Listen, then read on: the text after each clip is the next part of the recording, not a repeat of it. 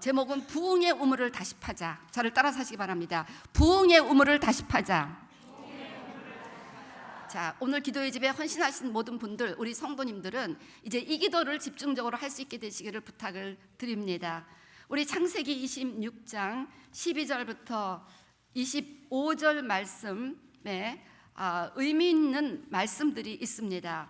거기 보면요, 창세기 26장 12절 13절에 이렇게 말씀하죠. 이삭이 그 땅에서 농사하여 그의 100배나 얻었고 여호와께서 복을 주심으로 그 사람이 창대하고 왕성하여 마침내 거부가 되어, 그래서 이삭은 아버지 아브라함의 그 유업을 이어서 하나님께서 복을 주셔서 그 앞에 보면 1절 보면 그대의 흉년이 들었다고 했습니다. 흉년에도 100배의 수확을 얻었고 창대하고 왕성해서 마침내 거부가 되었습니다. 다시 말하면 아브라함의 자손들인 이 교회들이 힘을 얻고 복을 받고 큰 부흥을 경험했다는 것이에요. 근데 14절 보니까 양과 소가 떼를 이고 종이 심이 많으므로 블레셋 사람이 그를 시기하여, 그래서 아브라함의 종들이 팠던 우물을 다 막아버렸습니다. 그래서 큰 부흥이 일어났을 때 마귀가 시기해서 하나님의 종들이 팠던 부흥의 우물들을 다 막아버리고 흙으로 덮어버리고 각종 우물로 덮어버려서 우물을 볼래야 볼 수가 없는 그런 황폐한 땅을 만들어버리곤 했다는 것입니다. 이것이 그때 일어났다는 것이에요. 실제로 큰 부흥이 일어났던 곳마다 그 마귀의 시기로 인해서 평양대부흥, 어마어마한 부흥으로 한반도의 교회 2,000개가 세워졌던 그 엄청난 부흥을 시기하여 온 북한에 지금 엄청난 사단의 제국이 이루어졌다는 거 아닙니까? 그 조나단 에드월드의 큰 영적 각성 운동이 났던 그 조나단 에드월드 교회에 제가 갔었습니다. 그랬더니 제 눈으로 확인한 겁니다. 그날 거기 사인에 뭐라고 써 있냐면 오늘 오후 5시에는 우리 게이들의 집회가 있습니다. 그리고 무디 부부에 있었던 노스필드를 제가 답사했었습니다.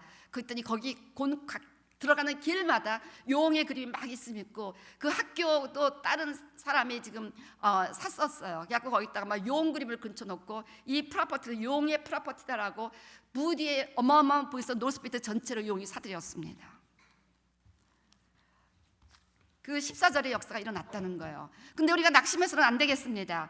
자, 17절부터 19절 보니까 이삭이 곳을 떠나 그랄 골짜기에 장막을 치고 거기 거류하며 그 아버지 아브라함 때 팠던 우물들을 다시 팠으니 이는 아브라함이 죽은 후에 블레셋 사람이 그 우물들을 메웠습니다. 이삭이 그 우물들의 이름을 그의 아버지가 부르던 이름으로 불렀더라. 이삭의 종들이 골짜기를 파서 샘 근원을 얻었더니 할렐루야. 이렇게 마귀가 덮어버린 봉해버린 그 부흥의 우물들을 우리가 다시 파면 거기서 또 새로운 부흥의 근원이 일어날 수가 있다는 것입니다. 때문에 부흥이 일어났던 곳에서 다시 한번 부흥을 파낼 수가 있다는 것입니다. 반드시 평양대부흥의 그 부흥의 우물이 지금 다 그냥 이상한 우물들도 다 덮여 있지만 하나님이 그 우물들을 다 걷어내시고 그 땅에 부흥을 보내실 날이 반드시 다가올 줄로 믿습니다. 예. 그래서 20절부터 25절 보면 계속 그 가운데 그냥 전쟁이 있었습니다. 그랄 목자들이 이삭의 목자와 다투어 이르되 이 우물은 우리의 것이라며 만만히 사단이 안 뺏기는 거예요. 그 부흥의 여진을 이삭이 그 다투로 말미암아 그 우물 이름을 에색이라고 막 부흥이 일어나면 뒤미쳐서 따라와서 못하게 해방하고 또 다른 우물을 팠더니 그들이 또 다툼으로 그 이름을 신나라하였으며 이삭이 거기서 옮겨 다른 우물을 팠더니 그들이 다투지 아니하였으므로 그 이름을 르호봇이라 하여 이제는 여호와께서 우리를 위하여 넓게 하셨으니 이 땅에서 우리가 번성하리로다 하였더라. 이삭이 거기서부터 부엘세바 7 우물에 가서 그 밤이 여호와께서 나타나 이르시되 나는 내 아버지 아브라함의 하나님이니 두려워하지 말라. 내 종 아브라함을 위하여 내가 너와 함께 있어 내게 복을 주어 내 자손이 번성하게 하리라 하신지라. 이삭이 곳에 제단을 쌓고 여호와 이름을 부르며 거기 장막을 쳤더니 이삭의 종들이 거기서도 우물을 팠더라. 이후 보면 이제 더 이상 그 블레셋이 바도하지 않게 되었습니다. 그래서 풍성한 7 우물이 넘쳐나는 어마어마한 옛날보다 7배로 풍성한 부흥의 역사가 그 부흥의 우물을 다시 팔 때 일어난다는 것입니다. 믿으십니까?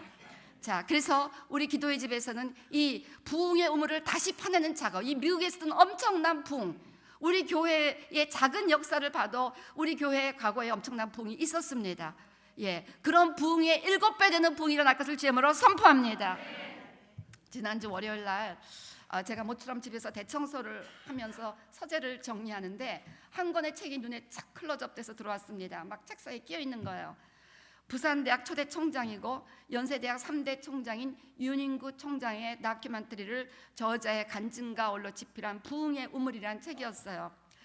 이 책을 책상에 딱 꺼내놓고 이제 시간 내서 언제 읽어봐야 되겠다, 잊어버리지 말고 읽어봐야 되겠다 그랬는데, 이제 그날 그 이창원 목사님 비자가 어프로벌 됐다는 연락과 함께 밤에 그 목사님께서 카톡을 보내셨는데, 이제 우리는 버지니아에서 부흥의 우물을 파러 돌아갈 것입니다. 버지니아로 올 것입니다. 이렇게 말씀을 하시는 거예요. 그래서 근데 그 카톡을 또 두 개나 또 그냥 카톡을 비슷하게 해서 또 버지니아에 부흥의 우물을 파러 가겠습니다 라고 말씀하시는 거예요. 근데 그 낮에 내가 부흥의 우물이라는 책을 보고 했는데 좀 이상하다 했더니 그 다음날 또 누군가가 이 부흥의 우물이란 동영상을 꼭 봐야 된다고 또 저에게 보내는 거예요. 그래서 뭔지 부흥의 우물을 읽으라는 하나님의 사인인가 보다 하고 다른 것보다 이 책부터 읽어야 되겠다 하고 김재호 교수의 부흥의 우물이란 책을 읽기 시작했습니다. 정말 제가 여러분에게 추천하고 싶은 책입니다. 단숨에 눈물에 젖어 전권을 다 읽어내려갔습니다. 그 김재우 교수님이 주님을 만나고 알아가는 가운데 범사에 기도하면서 이 윤인구 총장의 이 발자취를 어떻게 알아냅니까? 아무도 모르고 완전히 정말 사단이 다 봉해버린 이 발자취를. 그런데 기도할 때마다 하나님이 이 사람 만나게 하고 저 사람 만나게 하면서 이 모든 것을 밝혀내시는 그 과정이 은혜가 되었고, 그 가운데 밝혀지는 윤인구라는 그 비범한 하나님의 사람의 일생에 너무나 매료가 되었습니다. 김 교수님이었나 하나님으로부터 윤인구를 드러내라 라는 명령을 받았을 때 그가 동시에 선물로 받은 책이 있었는데 마틴 노이드 존스 목사님 쓰신 부흥, 복 있는 사람이라는 책이었습니다. 그래서 결국 이분이 깨달은 것은 이 윤인구라는 이 인물을 드러내는 길이 부흥의 우물을 파는 길이다 라고 생각하여 제목을 부흥의 우물이라고 이렇게 짓게 되었습니다.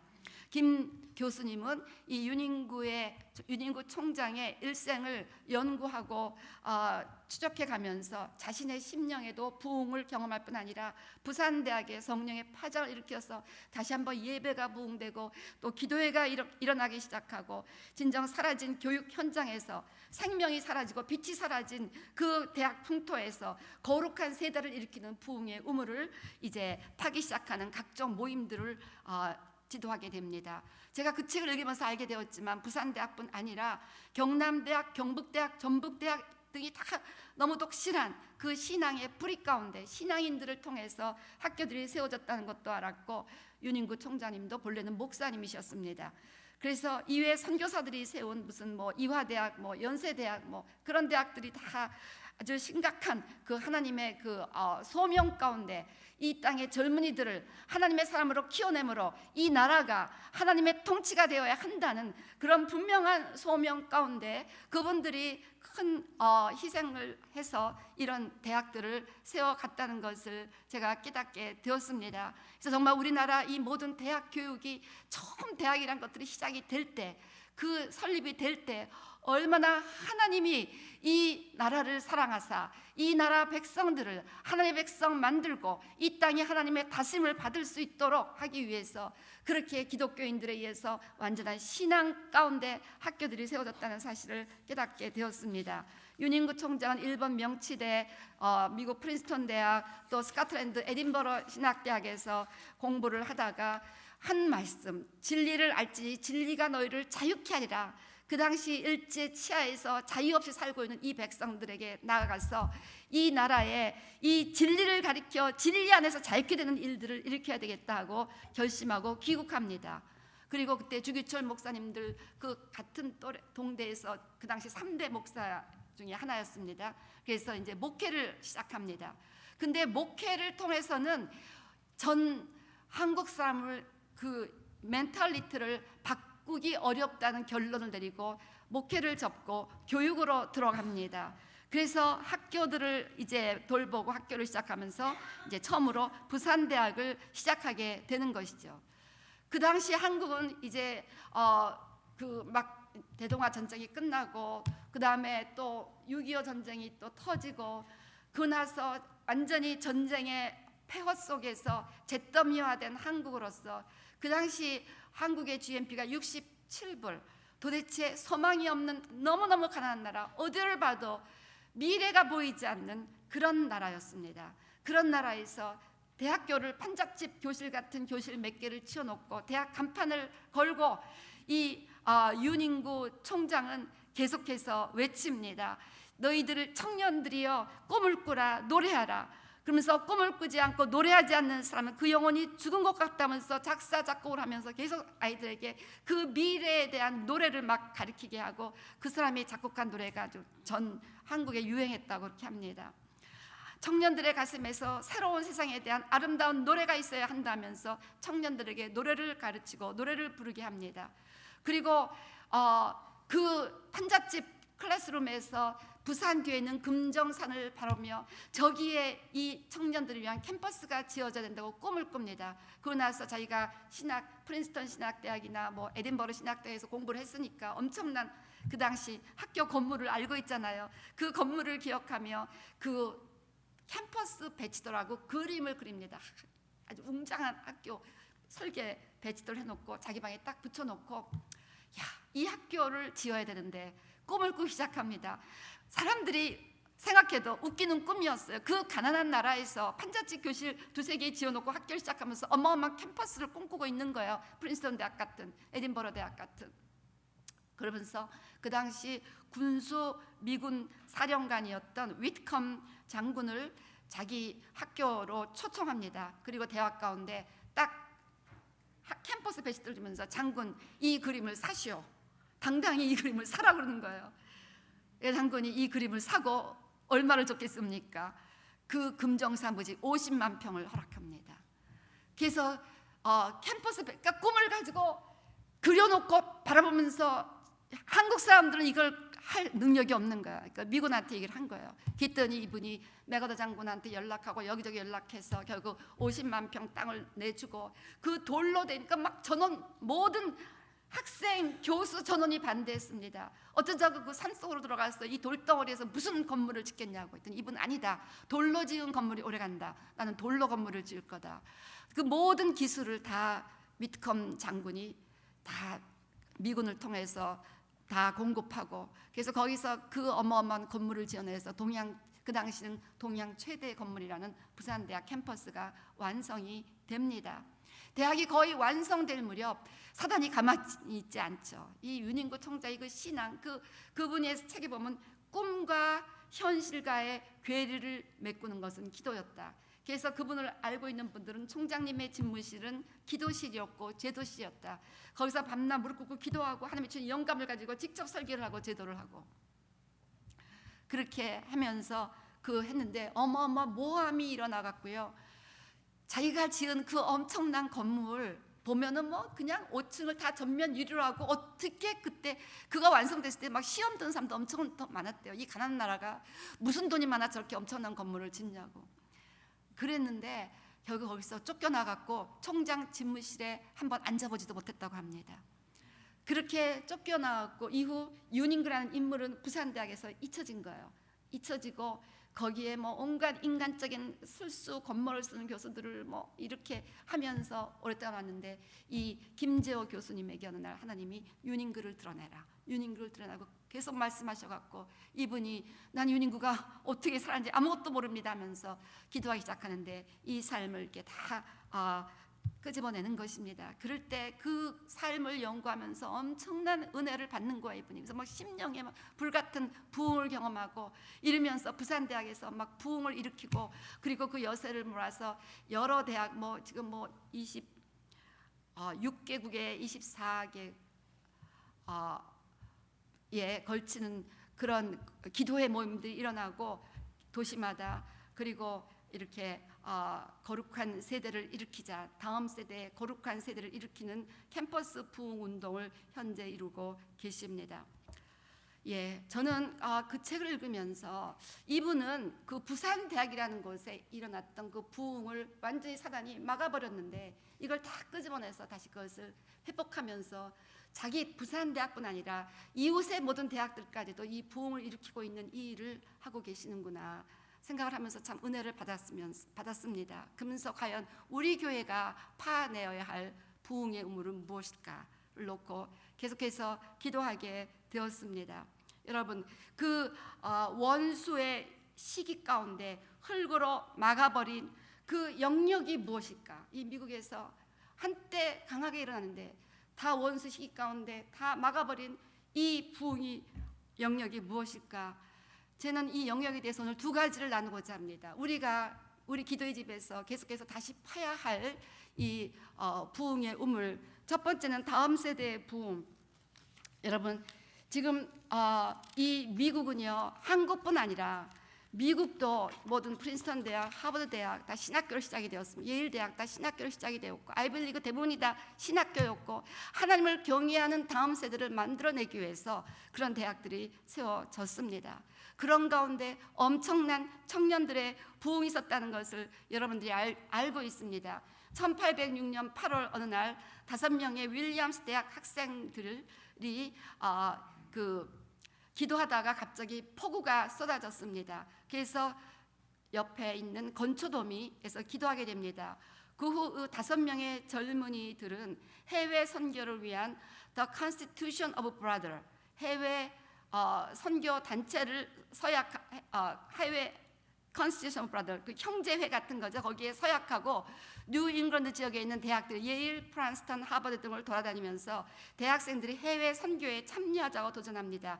그 결과로 미국 해외 선교 위원회가 만들어지고 수많은 젊은이들이 이제 파송하게 됩니다. 이 운동의 영향으로 1886년 7월 1일부터 30일까지 무디가 인도하던 헐먼산 수양회에서 89개 대학에서 참석했던 250명의 학생들이 모여 세계 선교의 도전을 받고 100명이 선교사로 헌신하게 됩니다. 이 운동은 이제 대학생 자원 선교 운동, 스튜던트 발런티어 무브먼트, 아까 그 윤인구 총장을 도왔던 위트컴 장군은 바로 대학교 청년 때 이 대학생 자원 선교 운동에 소속해서 활동하던 그런 선교의 마인드를 갖고 있던 분이었다고 합니다. 결국 윤인구 총장을 통해서 그 선교의 꿈을 이루게 된 거죠. 자, 그래서 이 대학생 자원 선교 운동이 일어나고 YMCA 창시자였던 존 모트가 우리 세대의 세계를 복음화하자라는 슬로건 아래 1930년까지, 그 당시 1886년부터 1940년까지 20만 명의 선교 헌신자와 2만 500명의 젊은이들이 해외 선교사로 나갑니다. 이게 다 청년들이었어요, 여러분. 청년들, 20대 청년들이었습니다. 이 운동 가운데 300명 선교사가 한국에 오고 1885년 언더우드 아펜젤러가 조선 땅에 첫 발을 디디게 됩니다. 이분들이 연세대학을 세우게 되는 거죠. 그리고 1907년 평양 대붕의 원동력을 제공했던 토마스 하디 선교사가 이 스튜던트 대학생 선교 운동을 통해서 이제 조선에 오게 됩니다. 그리고 대학생 자원 해외 선교 운동의 열매로 조선 땅에 온 한 젊은 여선교사가 또한 양화진 묘비 가운데 24세의 젊은 나이로 조선에 와서 불과 8개월 만에 순교한 루비 캔드릭이라는 그런 자매였습니다. 저도 그 루비 캔드릭의 묘비에 가서 참 묵념을 하다 왔는데요. 그 묘비병에는 이렇게 쓰여져 있습니다. If I have 1,000 lives to give, Korea should have them all. 내게 1,000개의 생명이 있다면 조선이 이 모든 생명을 가져야 한다. 그리고 이때 또 이 대학생 자원 선교 운동의 여파로 최초로 한국을 찾은 청년이 마포 삼녀 세멜 모페 선교사입니다. 이분을 통해 평양 신학교가 생겨나고 이를 통해 한경진 목사님 등 무수한 죄종들이 한반도에 배출됩니다. 그리고 그 학생 선교사들이 계속해서 조선을 위해 기도하다가 1907년 그 유명한 평양 대부흥의 주역들로 쓰임받게 됩니다. 그리고 평양 대부흥의 결과 2,000개의 교회가 시작이 됩니다. 이삭이 100배의 수확을 얻었듯이 이 학생들의 그 부흥을 통해서 어마어마한 수확이 전 세계적으로 있었던 것을 사단이 시기해서 그 우물을 다 막아버렸습니다. 지금 청년들은 완전히 방황하고 있어요.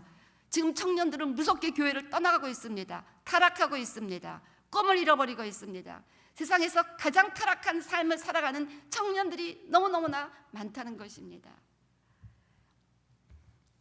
그런데 오늘 이 창세기 말씀은 그런데 다시 팔 수가 있다는 거예요. 다시 팔 수가 있다는 것입니다. 다시 청년들이 큰 부흥을 경험하는 그 가능성이 있다는 것입니다. 그래서 제가 막 이 메시지를 준비하다가 혼자 뜨거워져 갖고, 그래, 이 미국에서 이런 어마어마한 청년 부흥도 또 일어날 수 있다.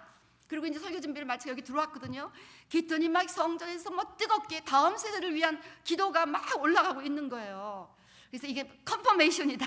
그리고 막 얼마나 내가 혼자 은혜를 받고 막 눈물이 나는지, 하나님, 제가 지금 이것 때문에 이게 뜨거워서 여기 왔는데, 지금 우리 성도에서 막 다음 세대를 위해서, 미국의 다음 세대, 무슨 뭐 힌두권 다음 세대, 온 세상의 다음 세대, ICC 다음 세대를 위해서 막 기도하고 있는 우리 기도의 집 이 기도 모습을 보면서, 아, 다음 세대 다시 부흥의 우물들이 파지겠다. Again Moody Revival, Again Moody Revival. 예, Again Moody Revival도 있었습니다. 그때 그거에 하나님으로부터 계시를 받고 한 10명의 목사님들이 조인이 됐는데, 저도 그 중에 하나가 조인이 돼갔고요. 그분들이 마지막 그 무디가 설교했던 그 산에서 성찬을 집례하는데 저보고 그걸 하려는 거예요. 그래서 제가 그때 그 마지막 때 성찬을 집례하며 어게인 무디 리바이벌이 올 것을 선포하고 헤어진 것이 한 몇 년 전에 있었습니다. 막 그 생각이 나는 거예요. 어게인 무디 리바이벌이 이 땅에서 일어날 것이다. ICC 여러분들의 이 기도의 집에서 어느 교회가 여러분 이렇게 매일 날마다 사람들이 있건 없건 그 힘을 다해 예배하고 찬양하는, 이런 희생으로 예배하고 찬양하는 이런 하나님의 은혜가 세상에 어디 있습니까? 이 은혜를 가지고 여러분 기도하시기 바랍니다. Again Moody Revival, 주님 청년 부흥의 우물을 다시 파겠습니다. 그 당시보다 7배 넘쳐나는 부흥의 우물이 일어날 것을 주님으로 선포합니다. 여러분 이 확신을 가지고 그 옛날 이 어마어마했던 그런 청년 선교 운동이 다시 한번 이 땅에서, 다 동부였습니다. 다 이쪽이었어요. 다 이쪽. 다 이쪽이에요. 그 뭐 다 여기서 3시간 4시간 5시간 다 이쪽이에요. 믿으십니까? 그런 부흥이 다시 동부를 강타할 수 있도록 여러분 간절히 하나님 다시 우리가 부흥의 우물을 파겠습니다. 아니 왜 이창원 목사님은 갑자기 첫 메시지가, 비자 받고 첫 메시지가 버지니아의 부흥의 우물을 파러 제가 갑니다. 마음에 들었어요. 제가 굉장히 기도하시고 그냥 주님을, 아까 그 나의 갈망 이 노래 이제 오늘 조성길 형제님 너무 은혜스럽게 불러줘갖고 제가 참 감사했는데요. 그 갈망이 있는 이제 찬양 사역이 또 우리 교회에서 뜨겁게 일어나게 될 줄로 믿습니다. 자, 그래서요 이제 우리가 다시 파야 할 부흥의 우물은 다음 세대의 부흥. 예. 자, 그 다음에 주님, 제가 계속 기도했습니다. 주님, 저와 우리 교회가 파야 할 부흥의 우물이 무엇입니까? 계속 그 기도를 하고 어저께 아침에도 새벽에도 그걸 놓고 막 눈물로 부르짖어 기도해서, 하나님 아버지, 뭔가 지금 이게 부흥의 우물을 파자는 이 메시지가 이게 그냥 온 게 아닌데, 제가 그 수많은 몇십 권의 책들이 막 흩어져 있었어요. 죄송합니다. 서재. 근데 그 중에서 그 책 한 권이 딱 막 클로즈업돼서 꺼내갖고 이건 읽어야 되겠다 책상에 딱 놓고 다른 책들은 다 책꽂이에 꽂아놨거든요. 그랬는데 주님, 분명히 저와 우리 교회가 파야 할 부흥의 우물이 무엇입니까? 어제 새벽도 기도하고 그러고 나서 낮에 우리가 이제 장례식을 잘 마쳤습니다. 그리고 장례식을 마치고 점심을 먹으러 갔는데 처음 뵙는 목사님과 제가 자리를 마주하고 식사를 하게 되었습니다. 그건 이제 뭐 할 말이 없잖아요. 그러니까 뭐 목사님이 이제 자기도 뭐 처음 보는 목사니까 뭐 그래도 얘기는 해야 되니까 뭐 본인이 얘기를 하시는 거야. 8년 전 뭐 이렇게 교회를 개척하게 됐고 그러시냐고. 그래서 그럼 그 전에는 뭐 하셨어 했더니 그 전에는 자기가 치유 사업으로 크게 부흥했고 이 부분에 잘 알려졌던 어떤 교회 부교역자로 섬겼다는 사실을 담대히 나누셨습니다. 뭐 3년 개척한 지 3년 만에 850명이 되고 그 당시 그 교회에서 치유가 얼마나 일어났는지, 그 개척한 교회가 금요일마다 미니멈 200명, 300명이 모였다는 거예요. 근데 그 교회가 지금 다 없어져 버렸습니다. 문 닫았습니다. 근데 현재 그 교회는 없어졌다는 이야기까지 듣다가 제 마음에 부딪힌 것이 있었습니다. 왜냐하면 최근에 계속 하나님께서 저에게 치유 사역에 대한 메시지를 거듭해서 주셨거든요. 그래서 그분 만나고 또 나가는데 그 식당에요. 목사님 안녕하세요. 누가 기도하는데 바로 그때 그 교회에서 치유사역의 주역 중에 하나로 쓰임받던 그 또 다른 목사님이 거기서 또 식사를 하고 있는 거예요. 그래서 목사님 꼭 만나고 싶었는데 그래서 이번 화요일 날 만나러 오시겠다고 하셔서 모시라고 했어요. 아니 왜 지금 여기서 이 교회 분들을 한꺼번에 이렇게 또 만나냐. 이게 참 우연치고는 참 신기한 우연이잖아요. 뭐 하나님의 메시지가 있겠다는 생각이 들었습니다. 그러면서 그분을 헤어지고 나서 계속 제가 생각을 하는데 이게 참 우연한 일이 아니다. 왜 이렇게 치유 사고를 났던 교회가 다 문을 닫아버렸을까? 이삭이 100배를 얻고 나니까 정말 그 우물을 다 닫아버린 거죠. 근데 지금 제 마음속에 한 몇 주 전부터 계속 불같이 일어나는 것이 뭐냐면 킹덤 미니스트리에는 치유 사역이 들어가야 되고 축사가 있어야 한다는 그런 깨달음이 계속 오고 있었습니다. 예수님께서는 전도나 선교 때 언제나 축사와 또한 치유를 병행하셨습니다. 그리고 요즘요 지금 이렇게 낮에 제가 있으면요 처음 보는 분들이 교회를 기도의 집 한다고 오시는 거예요. 그래서 목사님 봤으니 저 기도나 해주세요. 하면서 이 교회가 기도의 집 한다고 하는데 자기 뭐 이것 저것 너무너무 문제가 많아서 기도 좀 하러 왔다고 그렇게 또 오시더라고요. 이상하게 정말 여러 가지로 막 문제에 시달리고 병중에 있는 그런 분들이 또 우리 교회를 찾아오고 있는 거예요. 근데 이걸 탁탁 해결해 줘야 될 지금 권능이 지금 필요한 시즌이 됐다는 것을 제가 이제 자꾸 이렇게 느끼고 있는 것입니다. 그리고 정말 지금 우리가 기도의 집을 한다면 폼만 뭐 기도의 집이다 이럴 게 아니라 실질적으로 여기서 하나님의 임재가 있어서 하나님이 임재 가운데 치유하시고 귀신을 내어쫓 주시고 문제를 해결해 주시는 하나님의 그 플랜이 있을 것이다 라는 확신이 있었습니다. 뭐 기도의 집 하면서 아무 역사도 안 일어나면 문 닫아야지. 네? 안 그래요? 예. 그래서 참 이상하다. 근데 우리 교회가 시작할 그때 또 치유사후로 막 엄청나게 부흥하는 교회가 있었어요. 막 빠르게 부흥하고 거기도 금요일만 되면 온갖 곳에서 다 찾아갔고 뭐 금요일배가 뭐 엄청나게 부흥하고 그런 소문이 있었는데 그 교회도 또 문을 닫아버렸어요. 갑자기 네 분이라서 다 문을 닫아버렸어요. 없어져 버렸어요. 지금 이 세상에 없어요. 그 교회도. 그 이상하다. 왜 치유사후로 부흥만 하면 다 없어져 버리냐? 그런 생각을 하게 되었습니다. 근데 우리 교회에서 치유사를 하라는 사실 그래서 여러분 참 우리 교회가 갖고 있는 귀한 건데 모르시죠? 치유사역 훈련이라는 그 책자 우리 장보식 목사님하고 제가 언젠가 여러분에게 그 치유사역 훈련하면서 그 닭을 번역해 그걸 책으로 만들어냈잖아요. 그 순전한 나드상가. 그래서 거기 보면 인터셔널 갈보리에게 옮김이라는 책이 아주 두꺼운 책이 있습니다. 좋은 책이 있습니다.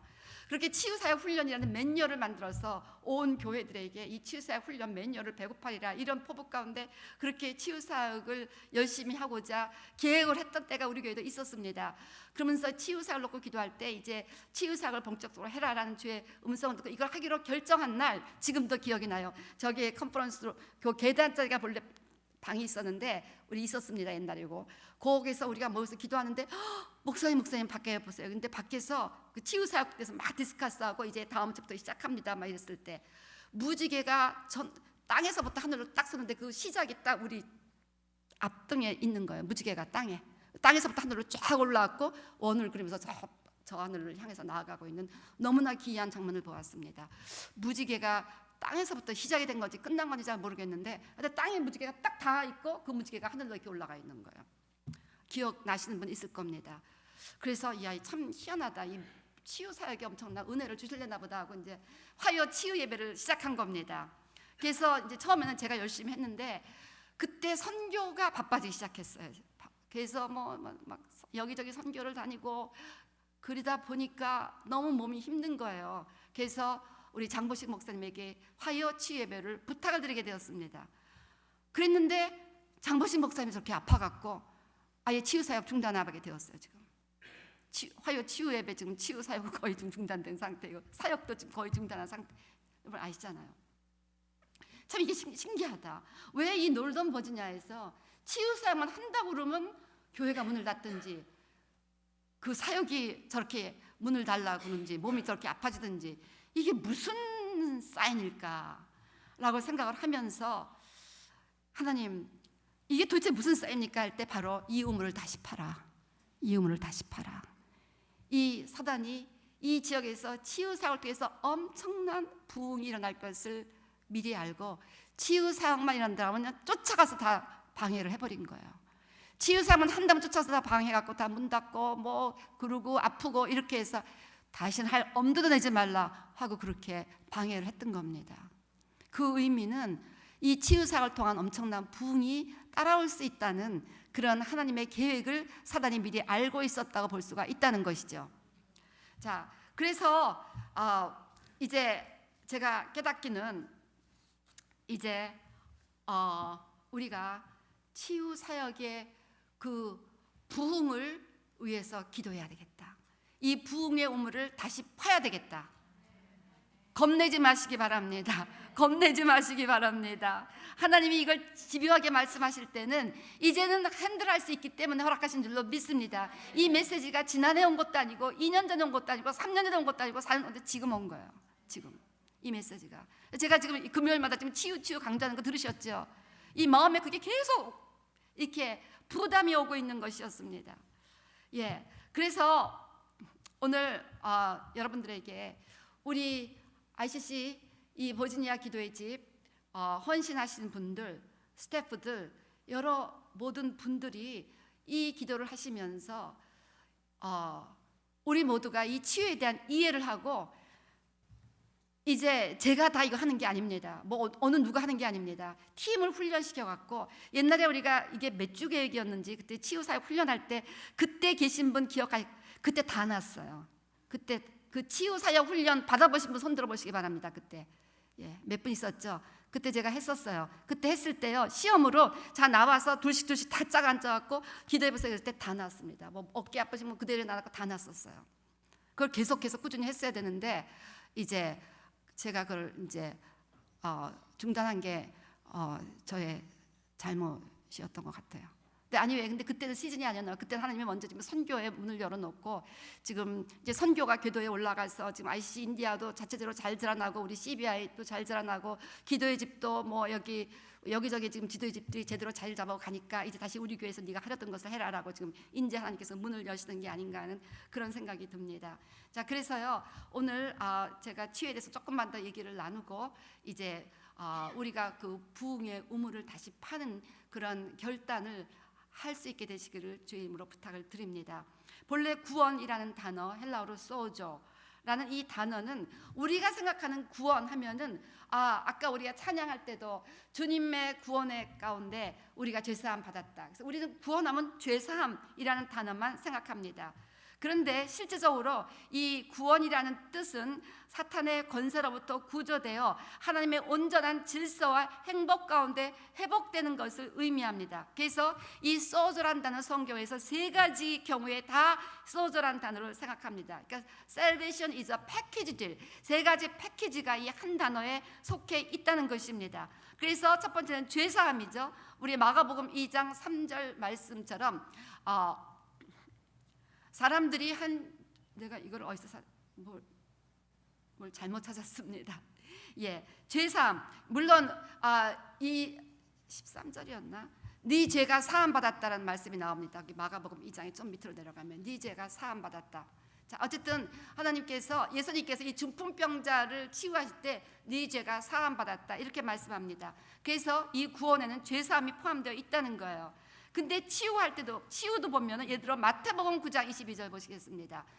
마태복음 여기도 다 치유하셨지만 예수께서 돌이켜 그를 보시며 이르시되 따라 안심하라 내 믿음이 너를 구원하였다. 이 말씀은 12해 동안 혈루병 걸린 여인이 예수님의 옷자락에 손을 대고 나서 두려워했을 때 예수님께서 보시면서 따라 안심하라 내 믿음이 너를 구원하였다. 즉시 구원을 받으니라가 실질적으로는 그 혈루가 말랐다는 뜻입니다. 즉 치유를 구원으로 소조로 묘사하셨다는 것입니다. 그다음에 귀신이 쫓겨나가는 것도 마찬가지입니다. 누가복음 8장 36절 보면 귀신 들렸던 자가 어떻게 구원받았는지를 본 자들이 그들에게 이르매 여기서 구원은 귀신이 쫓겨나간 것을 의미한다는 것입니다. 자, 그래서 우리가 구원받았다는 것은 죄만 용서받은 것이 아니라 치유도 받고 귀신도 쫓겨나가는 이 모든 것을 의미한다는 거예요. 우리 예수님의 피값에는 아까도 얘기했지만 우리 모든 죄를 용서하시는 그 값과 아울러 우리의 모든 질병도 치유하시는 값이 함께 포함되어 있다는 것입니다. 하나님의 피는 너무너무 비싸기 때문에 이 세상의 모든 질병을 치유하고도 남는 그런 피값이라는 것을 꼭 믿게 되시기를 바랍니다. 여러분의 모든 죄가 다 용서받은 것을 믿으십니까? 그렇다면 여러분의 모든 병도 치유받은 거예요. 예. 그래서 예수님이 십자가에 사신을 이사야서 53장 5절 보면 그가 찔림은 우리의 허물 때문이요 그가 상함은 우리의 죄악 때문이라.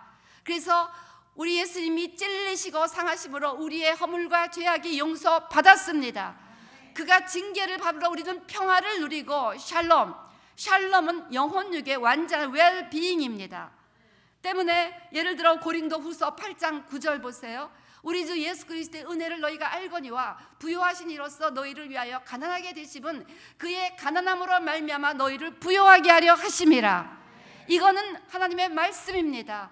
예수님의 십자가에서의 그 모든 속죄의 은혜는 가난한 자를 부욕해 하시던 하나님의 계획도 있었다는 것입니다.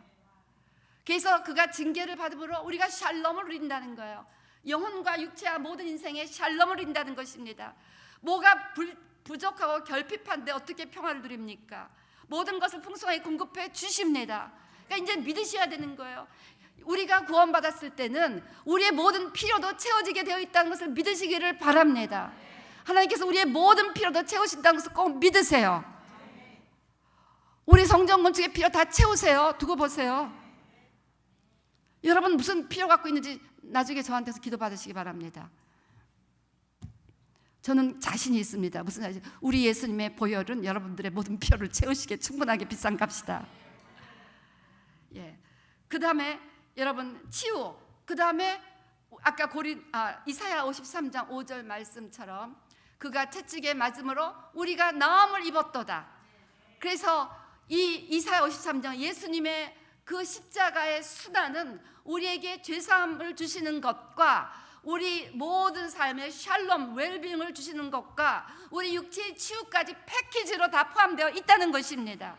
근데 내 죄 사함 받은 것은 믿어지는데 내 병이 치유받는 것은 믿어지지 않는다면 우리는 온전한 믿음이 아니라는 것입니다.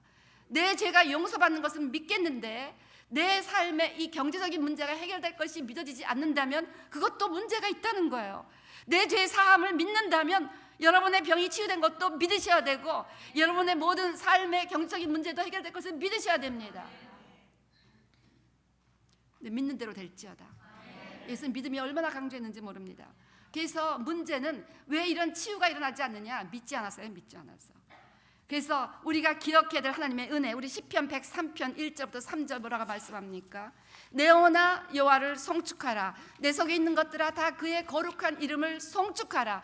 내 영혼아 여호와를 송축하며 그의 모든 은택을 잊지 말지어다. 무슨 은택? 내 모든 죄악을 사하시며 내 모든 병을 고치시며. 우리가 그 죄악만 사하시는 그 구원의 은혜가 아닙니다. 구원의 은혜는 똑같이 모든 죄악과 모든 병이 똑같이 있다는 거예요. 이걸 여러분이 믿으셔야, 깨달으셔야 진리를 알지 진리가 너희를 자유케 하리라. 그래서 하나님의 말씀은 치유가 예수님 십자가 구원 사역의 일부인 것을 말씀합니다. 그래서 모든 사람이, 제가 수요일날 열방 기도회 때 제가 좀 나눈 적이 있는데요, 모든 사람이 치유받지 않았다고 하나님의 뜻이 모든 사람을 치유하지 않으시는 것은 아닙니다. 모든 사람이 구원받는 것이 하나님의 뜻이지만 모든 사람이 지금 구원받고 있지는 않습니다. 마찬가지로 모든 사람을 치유하시는 것이 하나님의 뜻이지만 모든 사람이 치유되고 있지는 않아요. 그렇다고 치유되지 않은 사람들이 있다고 치유가 하나님의 뜻이 아니라고 믿는다면 이것은 구원을 이해하지 못한다는 그런 의미입니다. 이해가 되십니까? 여러분 일단 치유가 하나님의 뜻임을 믿으셔야 우리 삶 가운데 하나님의 영에서 일어난 일이 육체에서 일어난다는 것입니다. 예수님의 본을 우리가 따라야 한다는 것입니다. 우리 예수님께서는 마태복음 4장 23절 예수께서 온 갈릴리에 두루 다니사 그들의 회당에서 가르치시며 천국 복음을 전파하시며 백성 중에 모든 병과 모든 약한 것을 고치시니.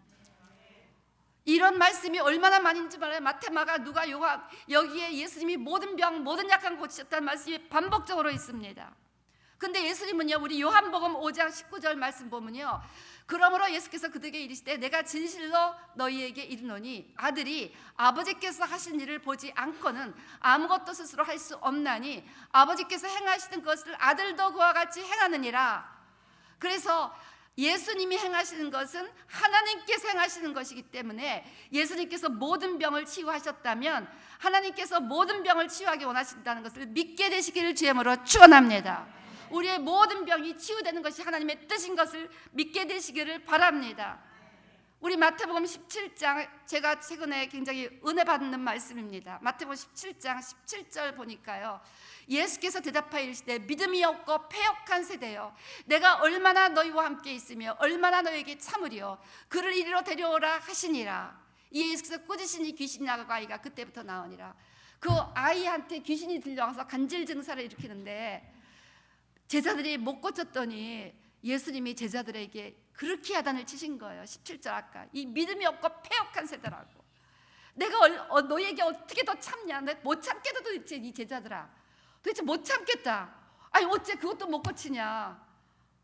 그 말씀이 꼭 저한테 하신 말씀 같았습니다.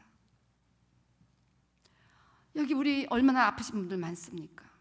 그래서 사실 이래갖고 자꾸 내게 치유 제가 이런 노래를 부르는, 여러분 지금 아프신 분들 많아요. 뭐 교육자님들도 막 무릎이 아프다, 뭐가 아프다, 막 심장이 아프다, 치매로 고통받으시던 이경자 권사님 결국 다른 데로 보내셨다는 거예요.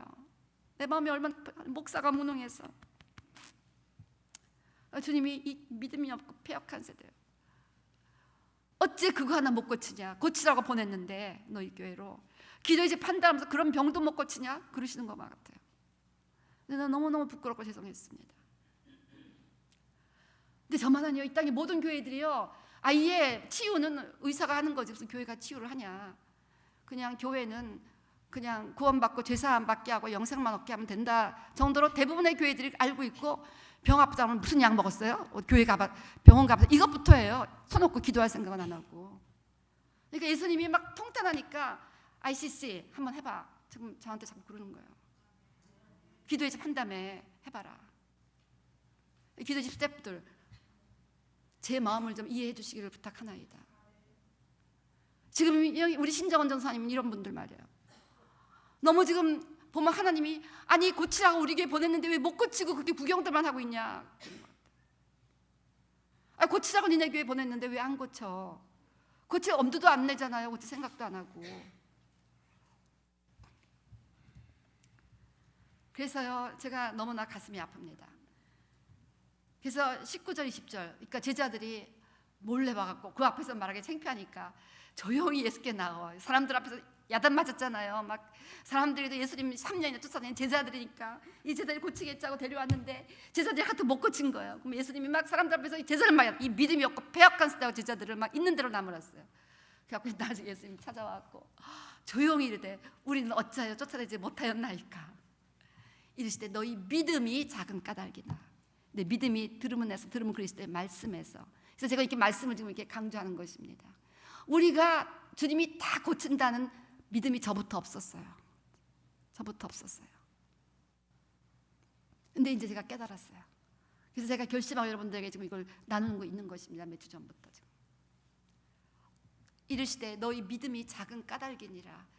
진실로 너에게 이르노니 만일 너에게 믿음이 겨자씨 하나만 있어도 이 산을 명하여 여기서 저기로 옮겨지라면 옮겨질 것이요 또 너희가 못할 것이 없으리라. 그래서요, 여러분, 이제 우리가 부흥의 오물을 다시 파기 위해서 다음 세대의 부흥이 일어날 것을 바라보며 클레임하시며 기도하시기 바랍니다. 그 다음에 우리 교회 여러분들부터 시작해서 우리 모든 성도님들이 다시 한번 그 치유의 은사를 받으시기를 바랍니다. 이거를 받으시려면 믿으셔야 됩니다. 치유가 일어서서 믿어야 되는 거예요. 성경을 보면요, 치유받는 그 대상의 믿음보다도 치유하는 종들의 믿음이 더 중요했어요. 그래서 본인이 믿음이 좀 믿는 대로 되라, 이것도 굉장히 많이 나오시죠. 그렇지만 실제로 믿음이 약한 사람도 예수님의 믿음으로 다 고쳤다는 것이죠. 그래서 우리가 이제 믿게 되시기를 주의 이름으로 축원합니다. 그래서 믿는다는 것은요, 이미 이제 아는 거예요. 그러니까 찬양을 하게 되는 거예요. 그러니까 시편 103편 1절 3절 말씀, 내 영혼아 여호와를 송축하라. 내 속에 있는 것들아 다 그의 거룩한 이름을 송축하라. 내 영혼아 여호와를 송축하며 그의 모든 은택을 잊지 말지어다. 그가 내 모든 죄악을 사하시며 내 모든 병을 고치시며. 할렐루야. 그래서 무조건 이제 영의 세계에서는 다 치유가 되었습니다. 영의 세계에서 여러분들 문제가 다 해결되었습니다. 여러분, 그래서요, 그때 막 교회에서 나오는데 어떤 분이, 전 처음 보는 분인데, 목사님 저는 저기 유튜브 통해서 많이 저는 목사님 뵀는데 저 기도 좀 해주세요 하면서, 제가 앞으로부터 일주일 내내 3가지 단어만 하십시오. 예수님, 저를 치유해서 감사합니다. 하나님, 저를 치유해주신 하나님을 찬양합니다. 저를 치유해주신 하나님을 사랑합니다. 감사합니다. 찬양합니다. 사랑합니다. 이것만 일주일 하다가 다시 와서 나한테 일주일 후에 경과를 얘기해 달라고 그랬어요. 그랬더니 다 죽어만 그것만 하면 돼요? 그러더라고요. 예, 됩니다. 했더니 또 그러면 예수님 사랑합니다. 다 죽어가요. 뭐 사방이 다 아프신데 하나님 감사합니다. 사랑합니다. 이것만 하면 돼요? 그렇지. 그것만 하면 됩니다. 그럼 일단 하나님이 자매님의 삶을 다스리기 시작하십니다. 그리고 제가 선포를 했습니다. 치유해 주실 것을 믿습니다. 그래서 여기 제가 이걸 간증했어요. 시편 103편, 제가 옛날에 허리가 아파갖고요, 움직이지 못하고 누워 있었어요. 근데 그때 수양회를 가야 되는 때인데 누워갖고 일어나질 못하고 있는 거예요. 그래갖고 바닥에서 뒹굴면서 시편 103편을 가지고 외웠습니다. 내 영혼아 여호와를 찬양하라. 내 속에 있는 모든 것들아 그 성호를 송축하라. 내 영혼아 여호와를 송축하며 그 모든 은택을 잊지 말지어다. 저가 내 모든 죄악을 사하시며 내 모든 병을 고치시며. 이걸 붙잡고 계속 내 영혼아 여호와를 주님 찬양합니다. 내 모든 허리를 치유하신 것을 찬양합니다. 여전히 아파요. 그래도 찬양합니다. 여전히 아파요. 그래도 찬양합니다. 이미 하나님은 다 치유해 주셨어요. 이미 하나님은 십자가에서 다 치유해 주셨습니다. 이미 예수님은 십자가에서 피를 쏟으시고 우리 질병에 대한 값을 다 지불해 주셨습니다. 그러니까 치유해 주셨습니다. 할렐루야, 할렐루야. 치유가 싹 됐어요. 막 제가 수양에서 펄펄 날았습니다. 이건 간증입니다. 그래서 여러분 믿음을 풀어놓으시기를 바랍니다. 하나님, 그냥 육체에 아직 이 육체가 둔해갖고 영의 소리를 하는 일을 아직 못 받을 수가 있어요. 그러니까 둔한 육체의 말 듣지 마시고 영의 소리를 듣게 되시기를 바랍니다. 나는 치유됐습니다. 할렐루야, 감사합니다. 여전히 아파도 할렐루야, 나는 치유됐습니다. 여전히 여기 가서 쉬고 저기 가서 쉬도 할렐루야, 나는 치유됐습니다. 계속 찬양합니다. 감사합니다. 주님을 사랑합니다. 할렐루야, 할렐루야. 믿음을 풀어놓게 되시기를 바랍니다. 자, 그 다음에 이제 이미 치유됐는데 이제 이 질병을 일으키는 3가지 원인을 성경에서는 3가지를 얘기합니다. 일단 죄를 대표적으로 얘기하죠. 그래서 성경에 보면 내가 죄 사함을 받았느니라, 내가 치유받았느니라 같이 얘기하실 때가 많이 있습니다. 그다음에 또한 그래서 우리 마가복음 2장 5절부터 11절 보면요, 그들의 믿음을 보시고 중풍병자이실 때 작은 자야 내 죄 사함을 받았느니라 하시니, 어떤 서기관들이 거기 앉아서 마음에 생각하기를 이 사람이 어찌 이렇게 말하든가 신성모독이로다. 오직 하나님 한 분 외에는 누가 능히 죄를 사하겠느냐. 그들이 속으로 이렇게 생각하신 줄 예수께서 곧 중심에 아시고 이르시되 어찌하여 이것을 마음에 생각하느냐. 중풍병자에게 내 죄 사함을 받았느니라 하는 말과 일어나 내 상을 가지고 걸어가라는 말 중에서 어느 것이 쉽겠느냐. 자, 그래서요, 결국 이 중풍병자의 중풍은 죄 때문에 일어났다는 것을 말씀해 주셨습니다. 때문에 죄를 회개하시기를 바랍니다. 일단 몸이 아프시면 죄를 회개해 보시기 바랍니다. 아멘. 예, 열심히 죄를 회개하시기 바랍니다. 자, 그 다음에 2번째 질병의 원인은 사단입니다. 그래서 예를 들어 우리 아까 마태복음 17장 18절 보면, 마태복음 17장 18절 보면 그 마태복음 17장 18절 보면요, 아까 그 예수님이 귀신을 꾸짖음에 귀신이 곧 떠나가고 아이가 나으니라. 결국 그 아이에게 있었던 간질이라는 병은 귀신의 공격이었다는 것을 알 수가 있습니다. 그래서 귀신의 어태크를 통해서 병이 날 수가 있다는 것입니다. 그럴 때는 끝까지 대적하여 물리치시기를 바랍니다. 우리 야고보서 4장 7절 보면 그런즉 너희는 하나님께 복종할지어다. 마귀를 대적하라. 그리하면 너희를 피하리라. 마귀를 대적하라. 이 대적하다, resist라는 단어의 뜻은 actively fight against, actively fight against, 액티브하게 싸우라는 것입니다. 그래서 싸우시기 바랍니다. 나가라고 명령하시기 바랍니다.